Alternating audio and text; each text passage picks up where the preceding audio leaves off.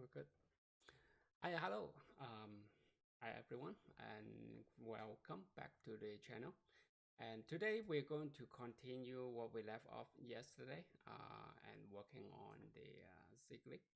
And yesterday we worked to the exercise 17 to the quiz 2, and today we'll continue to work on the rest of it. Again, for those who you don't know, Zigling is a learning repository for the language called Zig, which is the language that's used to wrote the new JavaScript runtime bun, which is very fast. And for me, the reason I'm doing this is because I want to learn about the language as I am trying to work on the just-func language. And so I want to see how SIG design the language and how does it work so that I can learn from that. So for the streaming, well, or for myself, when I'm going through the exercise, I try to put I try to do it in the perspective of a new, well, programming language creator or a designer. So from that perspective, and look at how SIG is designed. So without further ado, let's get started.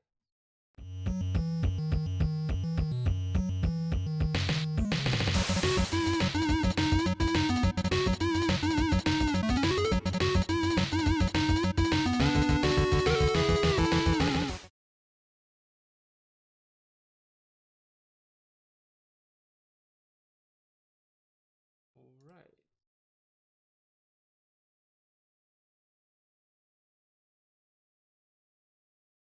All right, there you go. So we're back. And the system is a little bit weird. Okay, there you go. So let's continue on the exercise 18. So let's see. So it's start talking about functions. So we have already created a lot of functions called main. Now let's do something different. So just define a function. Take an n, return an n, and well, return a unsigned short byte. The full function about take n and return a number that is larger by 1, so increment. The number n return type above u8. That's fine. The new function default should return number 42. Okay. And then so this well, is fun, and then this return a u8. That's it. Nothing. Suppose is build. Oh.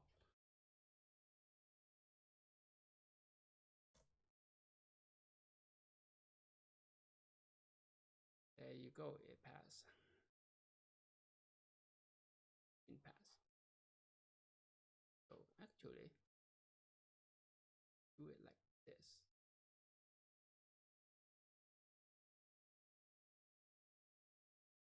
Hopefully this is a little bit easier to manage. Okay, so 19. Well, on the 18, it use fn as the shorthand for function. So I think Rust is the same. And then the return type declaration, there's no special syntax over here. Like in TypeScript, you have colon. You just specified it over here like that. So okay, that's fine. Not much of a problem or concern or well anything about like that. So let's see. Now let's create a function that takes a param. Okay, take a param. Give this function a correct input param. So it's take my number. So my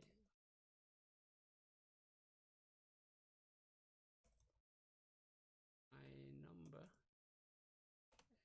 and for the easiest is also U32. The math power, well, okay. 2 to the power.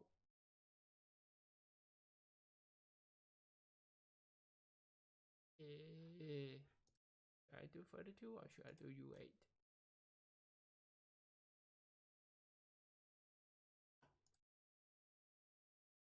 Yeah, will it pass? The first thing I think about is, well, will this go out of bound? Because 2 to the power of a unsigned 32 number, for sure it will go out of bound. Yeah, but for this exercise, that's fine. Okay, so quiz 3. Let's see if we can make use of some. Keep bouncing. Let's see if we can make use of things we have learned so far. Okay, two functions, one containing a for loop, one containing a while loop. Simply label loop below. So print powers of 2 and then pass in the number. So this probably do that. You won't see this everyday function that takes an array with exactly 4 U8 number. Oh, here, that's what it's referring to. It's not how you will normally pass an array to a function. We'll learn about slides and pointer in a little while. That's what so it print but does not return anything. So this loop should be a for loop. It's a iterate over the numbers, get an n and return. That's fine. And then yeah, 2 to the power of n. I definitely also put a U32 over here. And then, well, this is just while. And then display striking ribbon, but it allows, but don't be fooled. This one does the math without the aid of the standard library. Well, okay. Return total. So n is later than 1, n plus 1, and then times 2. So do the power. Pretty straightforward, supposed to be. The expression value is not.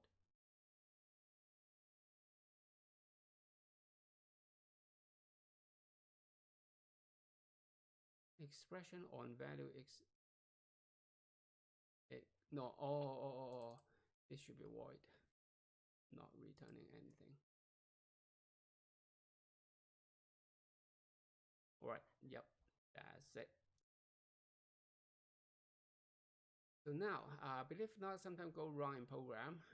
Error is a value, and good, and errors are named so that they can identify things that can go wrong. Creating an error set, which is basically a enum, which are just a collection of named error. We have the start of an error set, but we are missing the condition too small, too big, too full. Well, too small. But we're missing the condition too small, add it in. Too big, too small, my number error 2, 4. Okay, if it is 4, it will fail that. And if it is here, it get the for each number, right? And then call this number fail. I don't need, or it check the error condition. So this naturally would be number error equals to my number error. Oh,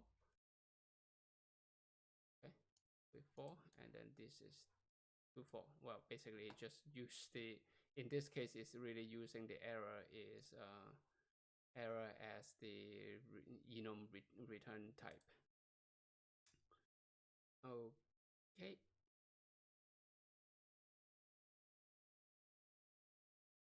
So that passed. So anything about this? Nah, nothing really. Just put in chat. So let's go.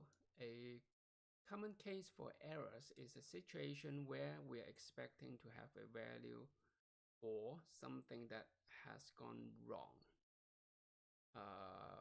Yeah, of course. If error can find two text, express it as an error.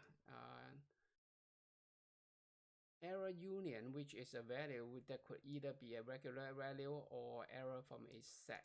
Right, so that's basically the maybe type or the optional type. Well, the maybe type in Haskell or the optional type in option type in Rust. And the way it's specified is kind of built in SIG is it kind of also have it built in the language itself, have this syntax. So there's the error or it return the text. So the error will be a too small. It's a union of an error of too small. My error number. So this will be my number error or U8, I guess. So it looks like the number will need to either store a number or an error, right? Can you set the type correctly? But that's what I did over here.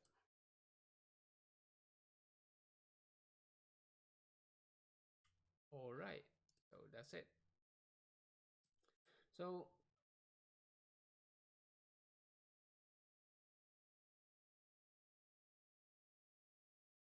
just wonder, would it work like that? Is it really just a union? No, it doesn't work. So it expect error set type. So it enforce the one come first is the error. That's the syntax. So because the error, this is a special keyword in the language. So that is able to trace that this is of type error, as we can see here. And here it enforce it to place in front of this type declaration.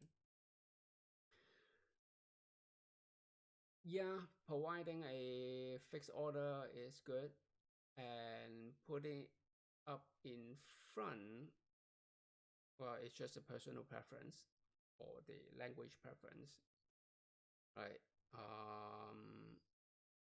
Because if it doesn't have error, you just declare like this, and if not, you declare like this. I guess it doesn't make too much of a difference if the language was designed this way. And I think that probably reads a little bit better.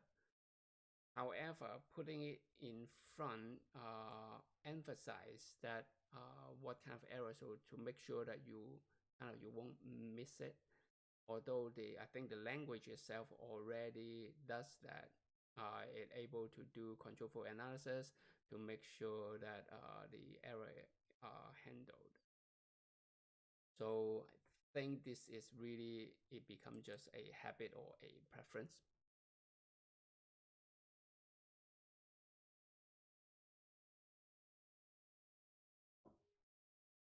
Of course, I'm just learning it. I could be wrong. Right.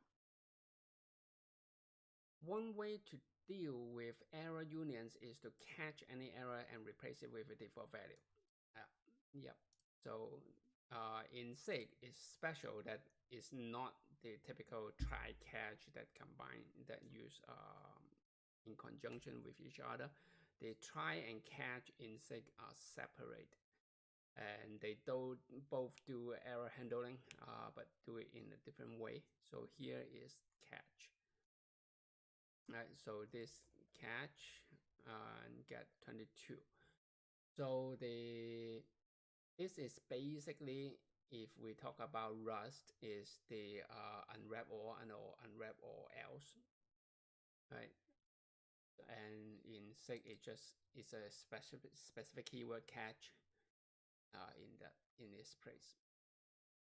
So that's that.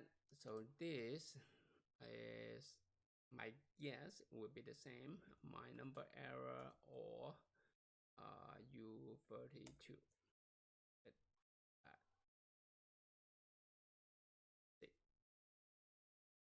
All right, that's it. Error number 4, the fourth error exercise. Using catch, using, well, my voice was pretty weak. I didn't notice that. Okay.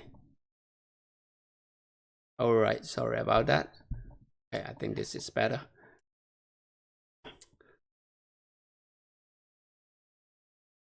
Okay, using catch to replace an error with a default value is a bit of blunt instrument since it doesn't matter what the error is. Catch lets us capture the error and perform additional action. Yes.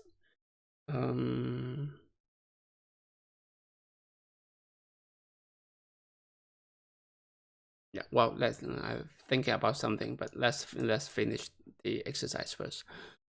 So the error too big, too small, catch 0, below is temporary hack.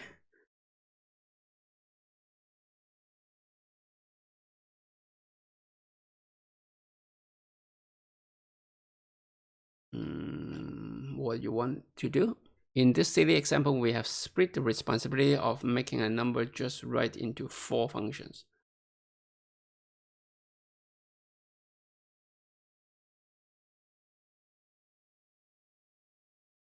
Cannot fix any error.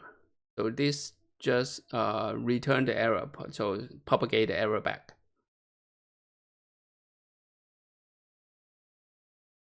Call fix too big, calls fix too small.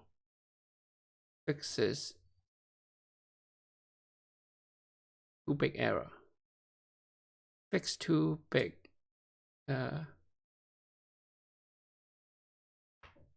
What? Fix too big, get a number. If we try to fix it too small. If it fail, if the too small error, wow, the naming is screwing me up. The error is too big, return 20. If not, it propagate the error back. So that's fine. And oh dear, this is missing a lot, but don't worry, it's nearly identical to the too big above. If we get too small,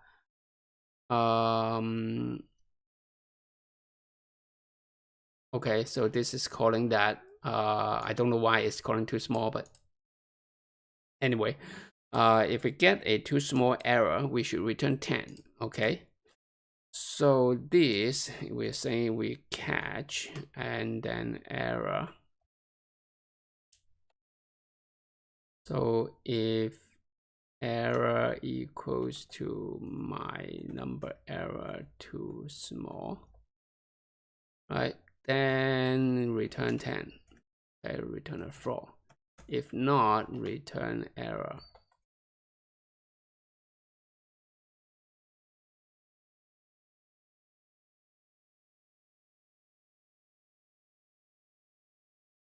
Hold on, does it really return?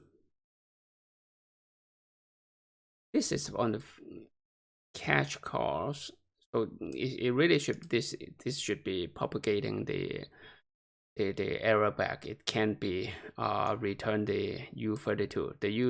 The normal return is done by this. Right, just returning n and it go here, right?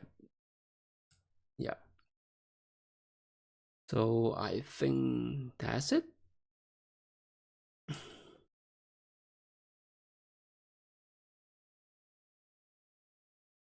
Okay, yes, that's it. So in Sig, it is using this syntax to do variable capturing, right? So in this, when I first read it, I think about the use keyword in PHP. So it is something like this: when you try to declare a function or callback inside a scope, right? So let's say, okay, let's say just ABC. Okay, so there's a function that taking X, but it also wants to use the ABC in this scope. Then it need to declare it like this. And then inside here, it can say X plus ABC, like that. You can use that variable. So in PHP, it's doing this to make the incurring of the outer scope variable explicit. So this is what I think about when I first saw this syntax, right? This is also used in the for loop, right, to capture the inner variable, the entries. Right? So that's how it is done. So it get that feeling. So the question I have though is this special syntax needed? So say for example in PHP again, that's of course the use keyword is special, but the syntax for pulling in the variable is no special. It's still the curly parent, well, not curly, the parent, right? The parenthesis, and just like you're declaring a function, right? So over here, I wonder, is there any reason that it cannot be written or designed to be written like this? Right. So maybe you can say, oh, for n, well, or array, right? And then put in another thing over here, and like this looks a little bit weird. Maybe this is too close for a calling a function of a function. Maybe that's why it is designing it like that. But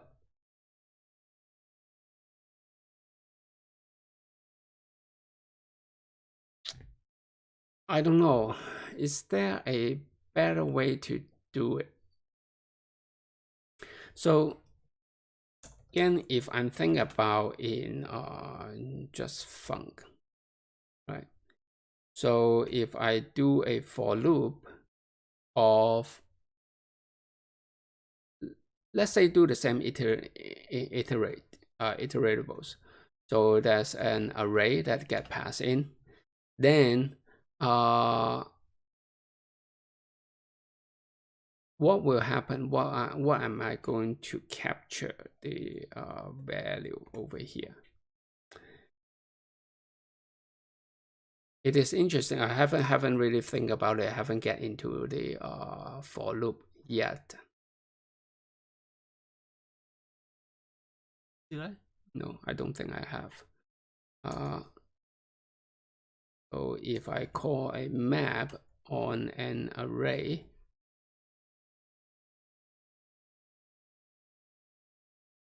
then what do I get over here?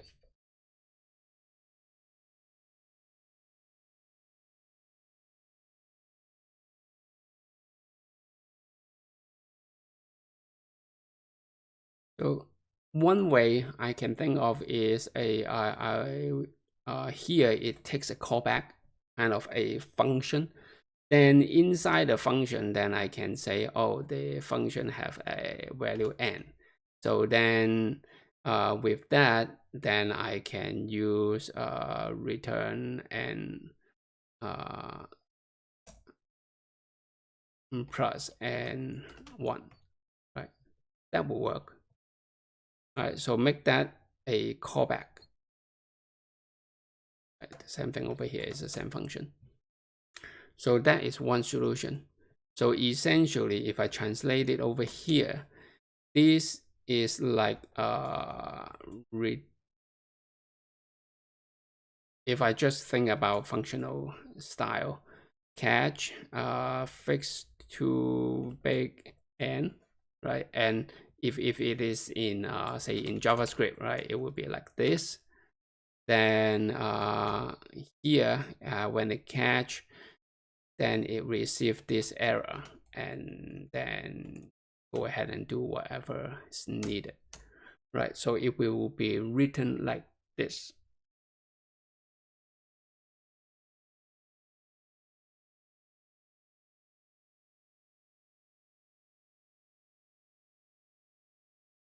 In JavaScript, that's how it will be written.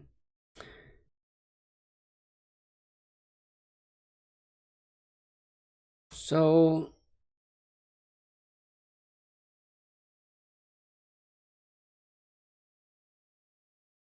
however, so in just-func, what we will get is result.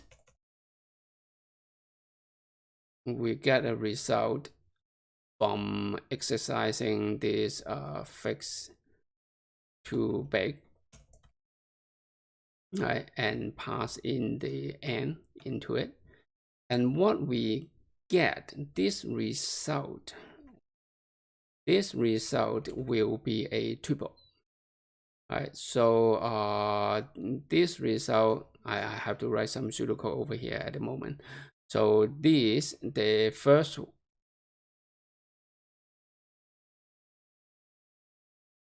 should it be a tuple? Yeah, I need to think about that, because one of the thing is I was thinking originally the just value, the second tuple is the second element in the tuple is the metadata.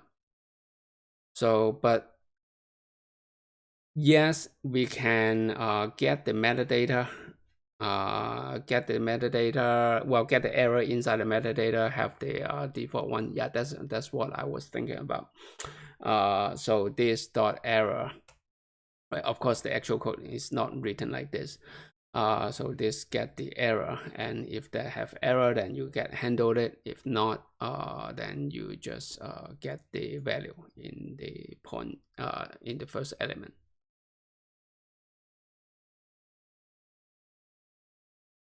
Yeah, so that's just few different way to tackle this problem. Okay, what did I do wrong? Oh, okay, the syntax error. Now I think can go through. There you go. All right, next. Zig have a handy try shortcut for this common error handling pattern, right? If it just return the error, this can fail and return an error. So when it does that,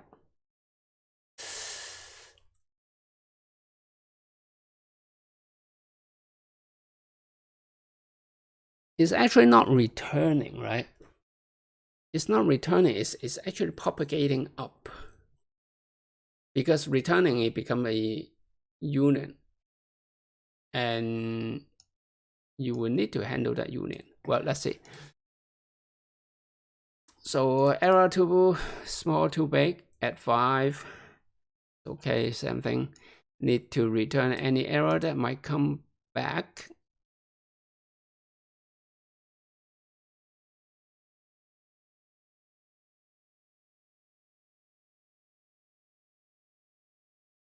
So the detect can be that and try. Right. So just doing it like that, then it will catch over here. So say 1, 2, 3. Let's make it something else to fail the test. All right. This is 1. This is 3. So you get over here. Because if not, it just run that. So integer value 5 cannot be caused to type my error. So because over here, without using try and catch, the type of x is the is this, right? Is the my error or the unsigned U32. Right. So if we do a catch and then like that error, and then return error. That's basically the try. So this will work. Yeah. Let's actually make it pass. Right. So this will work. Let's make it pass first. There you go. And that shows that this return is not really technically return, right? So I would say if you're not familiar with the language, when you see this, you kind of catch off guard, right? So if it is in JavaScript, it will be closer to throw the error. That's probably reads better instead of doing reusing return, right? Although it is correct that it is using return because this is essentially a union, right? So it is returning the error, right? It's just that because of it is a union type, upstream need to handle it. If not, the value at the variable or the result that you get will have the union type, right? Which is fine, but you need to handle it sooner or later. All right, so the return technically is not wrong. Right, technically it's not wrong, but it's just might be for people who is not familiar with the language, maybe will get a little bit surprised.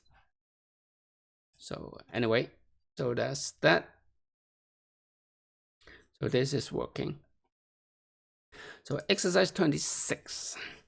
Great news. Now we know enough. Now we know enough to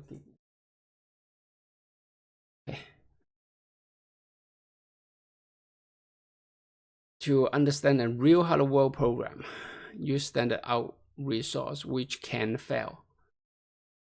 Okay, so standard writer write this, unlike the std debug print, the standard out writer can fail with an error. We don't care what the error is, we want to able to pass it up as a return value, so we just do try.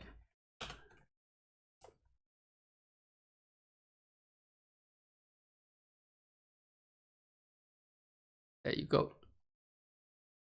So if we let fail again, right, the error is ignored. So you can see over here, we say error is ignored considering using try catch or if. If, well, it's just basically a statement to say if that, wait, I guess the type of it is an error, or just do the comparison, I see. So just like the doing comparison like this, yeah, right? Because you can return right here, you just return it, right? And over here is the same thing, right? So there's really no throw, you just return because it's a union, it's designed like that. So that makes the language a little bit well, a lot simpler. The try catch mechanism, well, the throw and try catch mechanism is, looking back, it is a pretty bad design, because it's the reason why it is bad is it's create a exception path, right? It's a specific exception path that you cannot see from just reading the code, right? That's why in this language, in the SIG, in the Rust, is all try to get rid of that. Well, and also Go, right? Go try to do the same thing. So that will make the code a lot easier to read, and also a lot less likely to miss the error handling, because it's just right in your face, right? It's part of the construct, part of the return value. You just should handle it.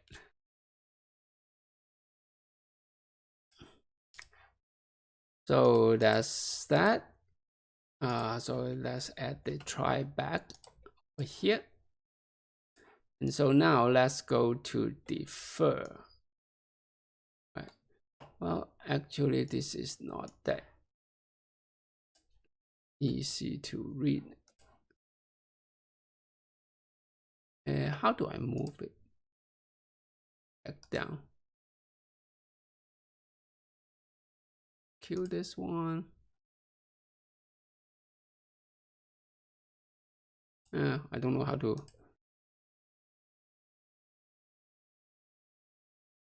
Drag it back over here. Yeah, I can. Okay. I think I still like this better.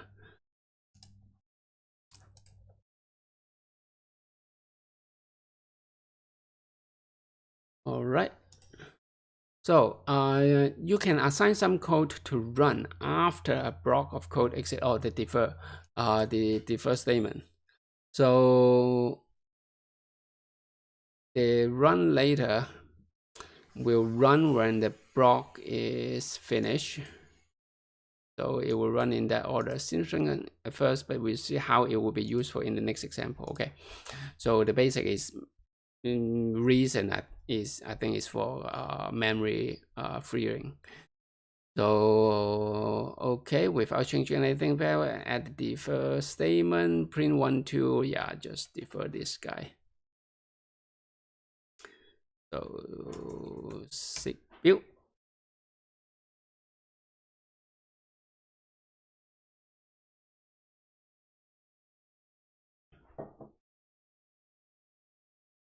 All right, defer 2. Now that you know how defer work, let's do something more interesting. So with all this, print animal name, so goat, cat, dog, and unknown. So this function is supposed to print an animal name in parentheses, but somehow need to print the end parentheses even though this function can return in 4 different places.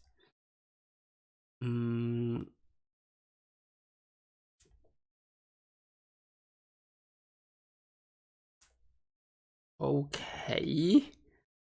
Yes, this is one way to utilize the defer function, but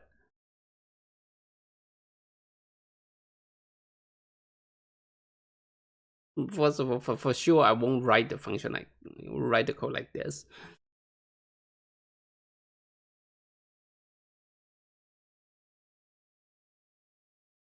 There's no way that I will be writing the code like this, man. Oh boy. But I understand it is an example, but I don't get why this would be why anyone with the right mind would write it like that. But again, it's an example. I'm fine with that. Right, but okay.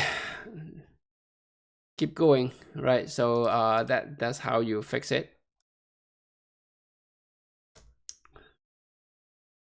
So okay, so next error defer. Another common problem is not another problem. In my opinion, this is the purpose. Well, this is the key purpose besides the freeing memory free usage. Right, a block of code that could exit in multiple places due to an error, but need to do something before it exit. Okay, yeah, exit as expected. And I think this usage. Well, let's finish the exercise first. So with these 2 error, the catch and return simply quit the entire program. Okay, so that's fine. Let's make sure the failed message print only if the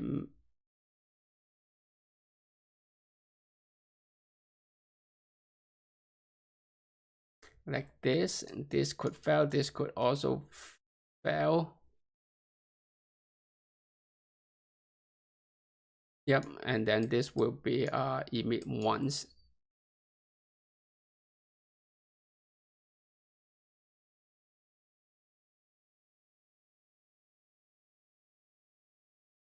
So well, just that will fix it. Yes. So this error defer is pretty interesting, right? So if for those who don't know, the reason for having this is in say in C, right? How do you do error handling in C? So one typical way, I'm just go ahead and just pseudocode here, right? So I would call if get number equals to NaN, right? So then go to error, something like that, or I think it's just go to error, and then over here, then there is a typically is written like this, error, like that, and then over here, then you do the error handling. In this case, std debug print failed. See, failed. All right, and well, just leave it there. And then there is a done, right? And then this just return something okay, right? So and then at the end over here is a go to done, right? Like this. So that's a pretty common way, as far as I know, on how C do the error handling. But in SIG, this have a benefit of doing a lot more complex stuff, right? So here, in this case, is print our error message, and it will print either when this fail or when this fail, right? And we can actually do one more over here, and then saying increase number also failed, right? To have another message. So then when it failed, when this exercise, remember that there's this error defer. Well, actually, it's not exercise; it's parsing it, so it knows that it need to call this at the end. Then then this will be executed, and that's no problem. And then this guy, oh, actually, I can take a look. And then this guy, then what happened is then when this fail, it will first print this and then print this one. So the order is reversed, but then you can see doing it like this allow you to add additional error message, depends on what kind of error. So this we can say get number passed, right? So but that failed, right? Like that.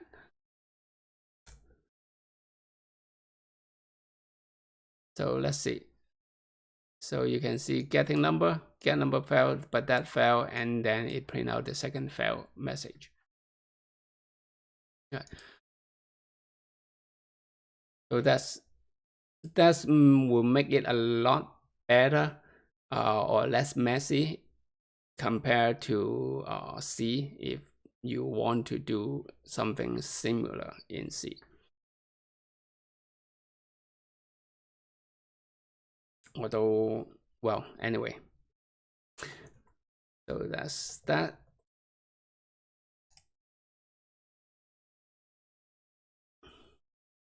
So now this pass. Okay. So the switch statement let you match the possible value of an expression and perform a different action for each. Right.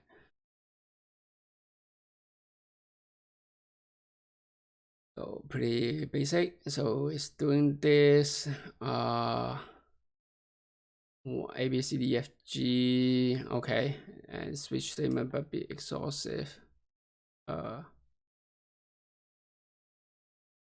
So need to put a else case. So in Rust, it will be something like this for the match to signify that is the default case. And in Sig, it will doing this else.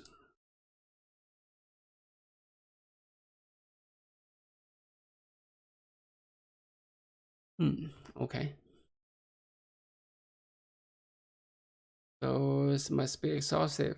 Present an else to this match a print question mark. So std debug print question mark and pass in nothing. Okay, let's run that.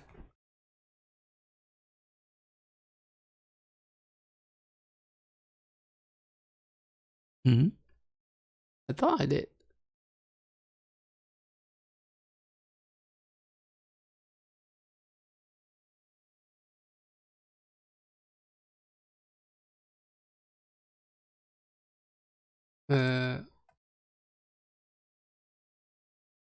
Oh yes, I did.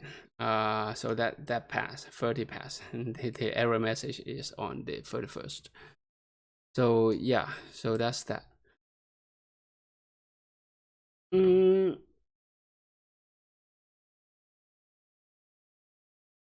It's interesting. This design is interesting. I kind of like it. It make it a little more readable compared to underscore. In other language, you have the default, right? The default case like that. And here is using the else, which is already a reserved keyword of the language, as in if else.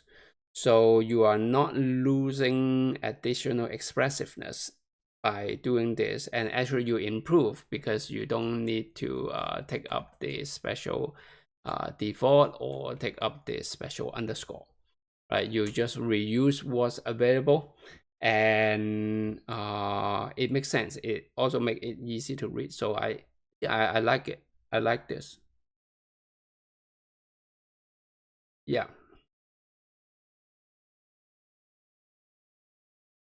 So exercise 31.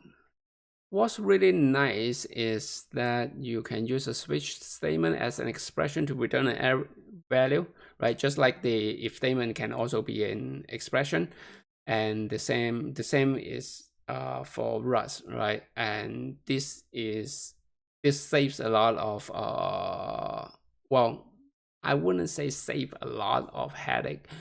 I really shouldn't say that. Is it does make the code a lot more expressive and cleaner. Although uh, the alternative is not that bad, right? You basically just need to wrap the switch statement inside a function. It is yes, a little bit more tedious. So, but not too much. But of course, you do if statement, you do switch, a lot. Then it will be a time saver. Right.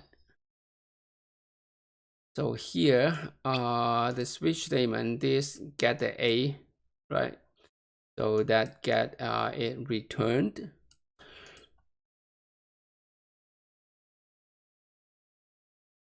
And just like the last, use the else and return an exclamation mark. Note the C. Can you guess what happened if you remove the C? What can happen? These are all character. This is not printing as a character. Okay, let's see.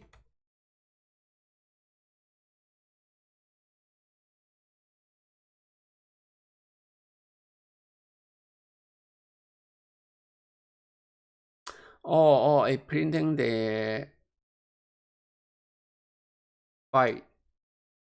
Yeah, the internal value of the character. I see.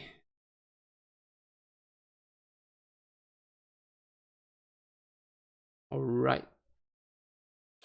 So here, in order to support this syntax,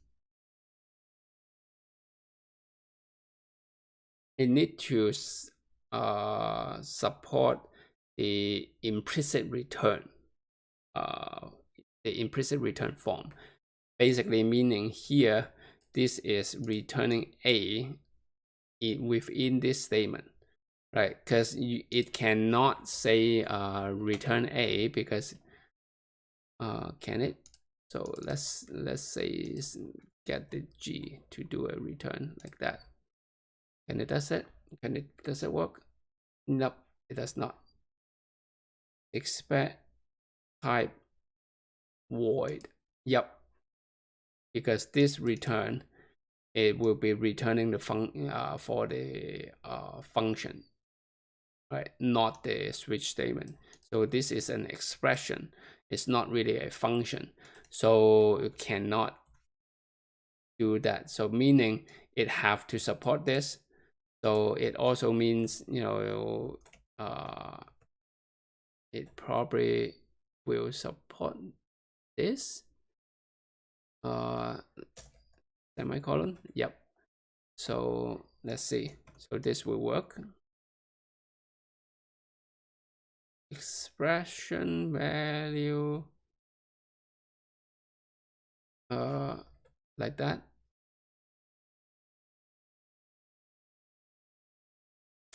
How do you say I want to debug print .g, right? Like this.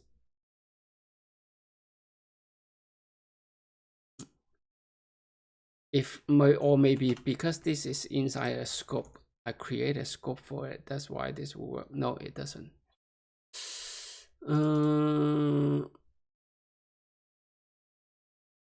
How does it return this?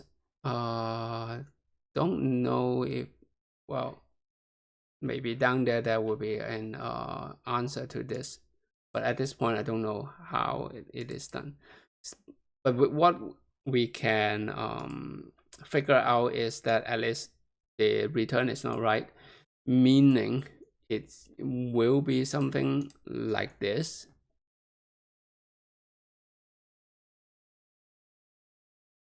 Yeah, this is, but at the same time when you're doing this, this is doing a void.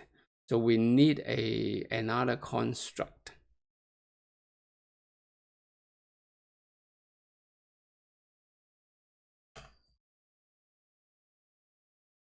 That? No. UA switch on type provide no expression parameters. Yeah, at this point don't know how to get that to work.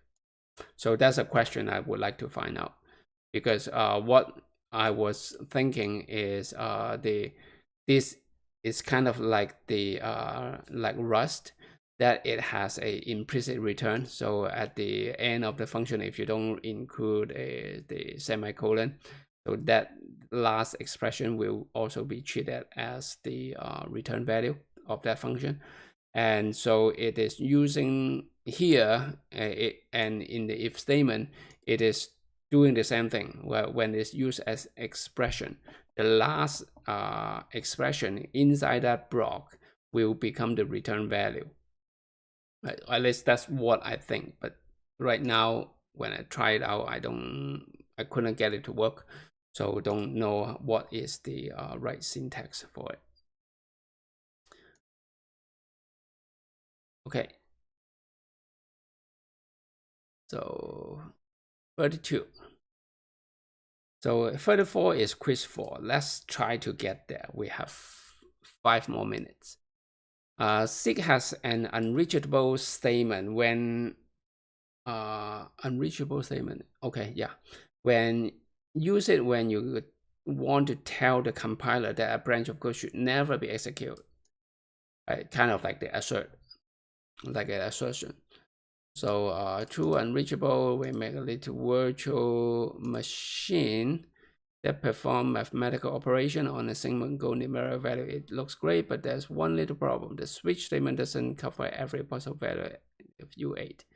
We know there are only 3 operations, but C doesn't. Okay, so this is 1, 2, 3. Okay, so what it is trying to say is else unreachable. Oh, there's no. Oh, here it is. Hmm?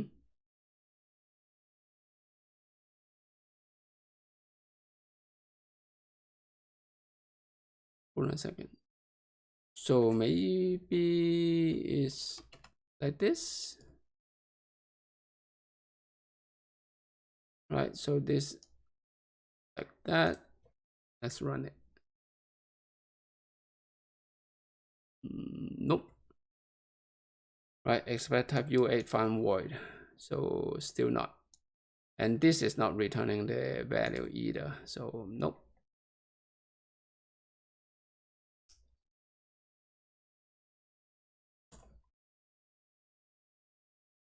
Okay. Oh, else.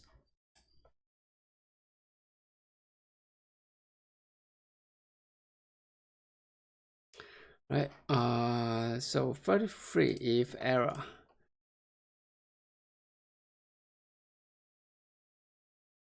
So it get this else.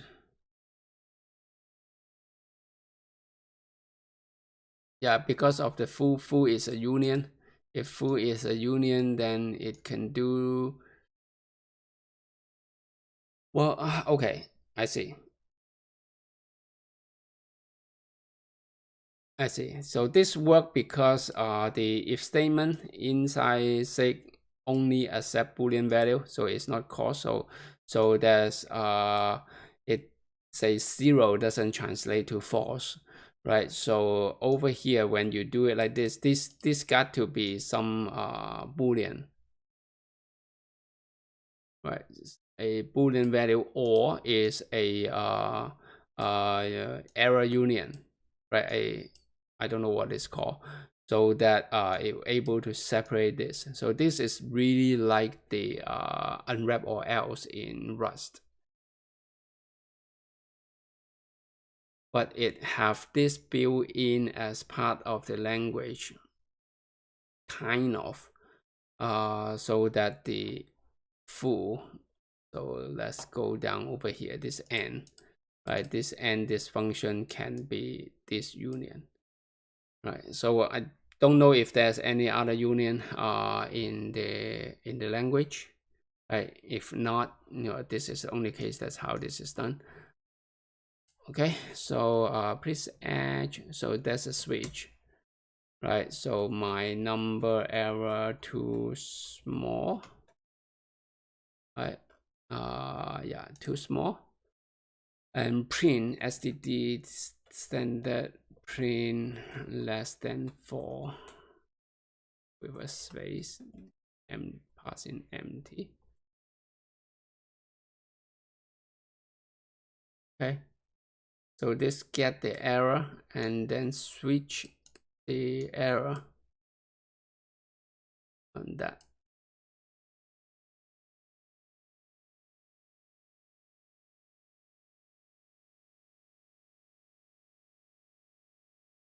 Okay, so this is, yeah, this throws me off a little bit because what it really is like that. It just inline it. Yep, there you go. Right, it's really like this. Right, although you can shorten it and write it like that. Okay, so let's see quiz. Solve this any way you like. Be sure the output is my num equals to 42. Okay, that's an illegal number, num error, get a writer, get a number, and then print that this could be a num error. So if we can do a if, right? The last one that we just learned. So if that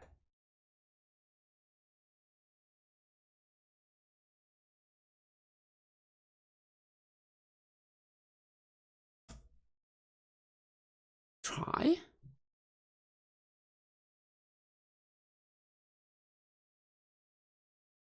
Oh, that's the try for that function. So that's okay. Else error. Right, and then we can do something about the error. So we can also over here do a try. This probably will fix it.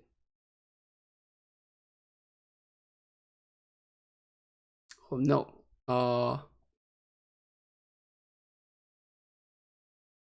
Expect void. Oh, this is returning void. I didn't handle it. But then how about this guy? This, well, okay.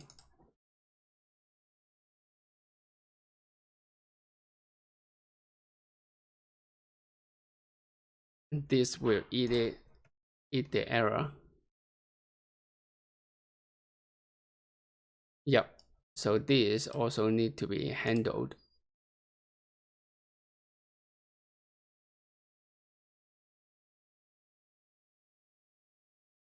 So by default, it return void. Can it be done like this?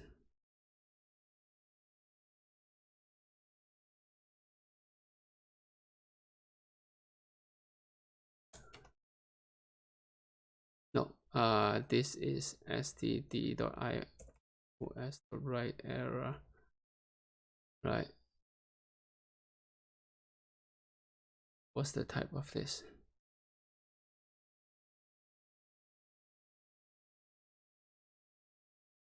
Oh no. Then we need to further.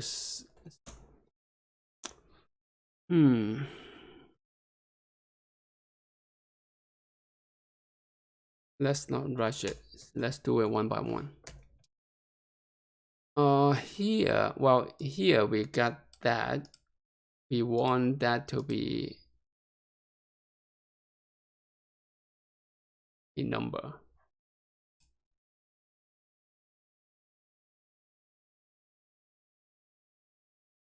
So it returns a illegal number. So when it is illegal, yeah, I really can do this to get it passed.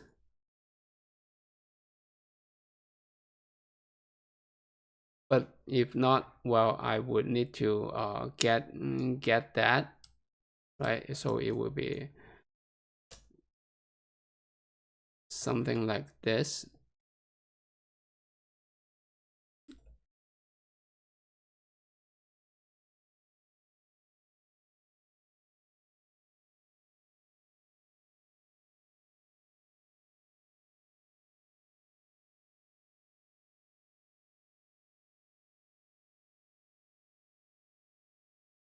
Right, like that. And then I can do if result using the last mechanic. Right, then this is my number. Right, and then you can do this.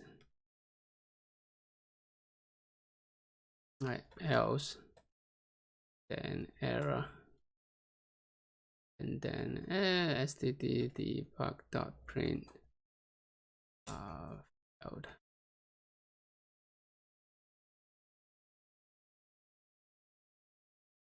Like that, because this is still have that problem. Unused capture. Can we do that? don't know if that can cause in. Oh, it seems like that works. So this,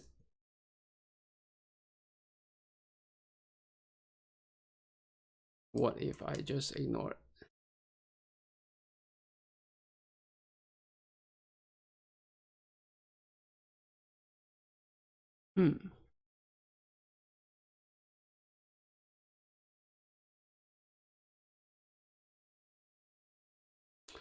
So I need to go back to see what any idea, because I can, well, at the end it will just catch 0. Oh, the catch, no, catch 0 is just, but how do I do void? Does this set it to a value?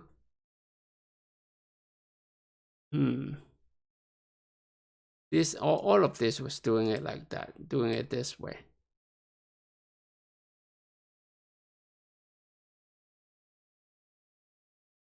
They are all done that way.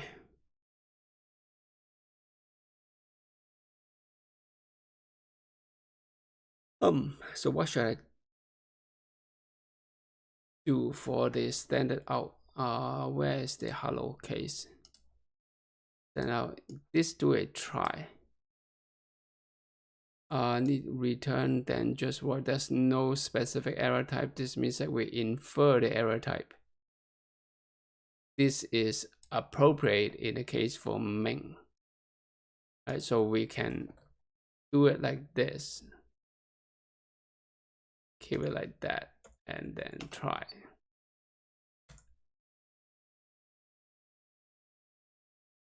Yeah, so that pass. Because if not, I need to figure out how to handle the IO error, the write error, which I don't know yet how to handle. So probably this is the only way. Right, and as for this, of course, for simplicity, you can do it like that.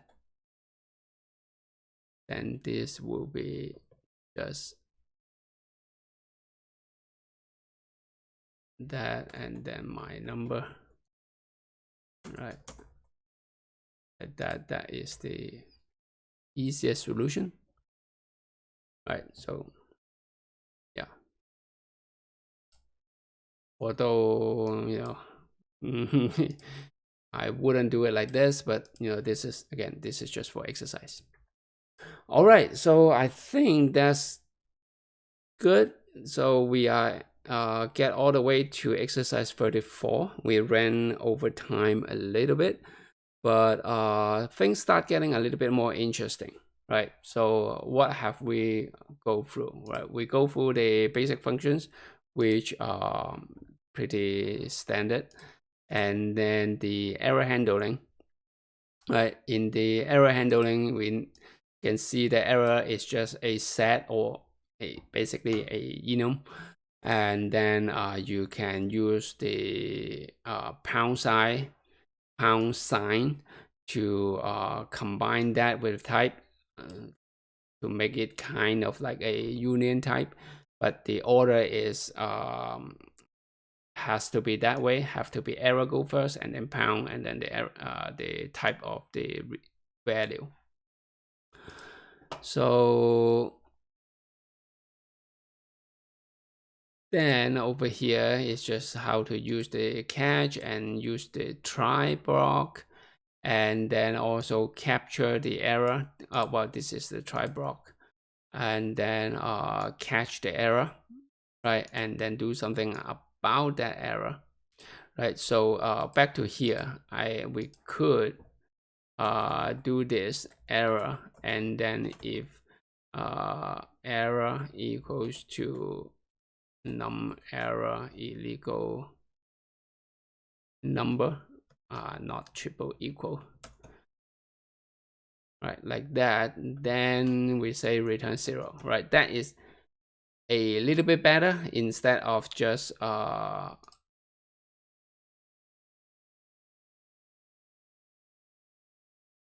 just blanketly return 0. Although let's see, this might not work. Yep. So this expect or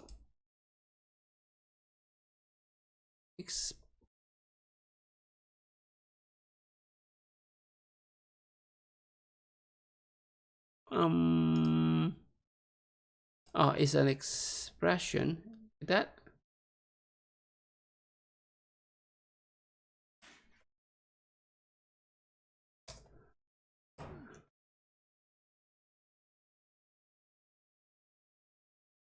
expression value is ignore. You do it like this? Nope. Unreachable unreachable code. Don't know how to make that work. Inside the function, when you wrap a function, this return is returning to the top, so that's okay. But in the case over here, how do I return get the 0 to the my num? Don't know. Haven't figured it out yet. So maybe that's something that I will learn down in the later exercises. All right, so for now, yeah, just like that. Okay, so that's the error handling, the catch and the try, and then in the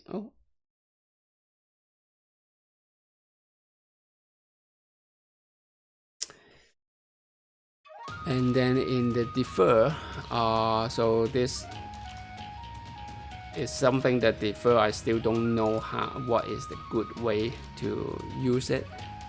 I can see that it's the building, I see it as the building block for the error defer, right? That I can completely understand. Yeah, we can use to free memory. That's definitely is a legit use case, right? So the switch statement, it can return as an expression, and then it use the else keyword, which I think is nice, right? And then the last thing on this is the using the if error, right? Use the if statement to do the unwrap or else. Well, not really else, unwrap or, right? So you get the error and then handle the error. Right, so you switch it and then do something about it. That's it. And actually, hold on a second. Oh, this doesn't return. This is not a statement. I was thinking about how does it return that. Seems like can't. Okay, so that's it. We run over time a little bit, but I think is a very efficient, very nice session. And so hope you enjoyed it and hope you learned something. And as always, if you're interested learning more, there will be more videos to come, and also feel free to check out the last streaming. And with that, that's it for this stream, and hope you have a good day, and it's time for you to do some coding. Bye bye.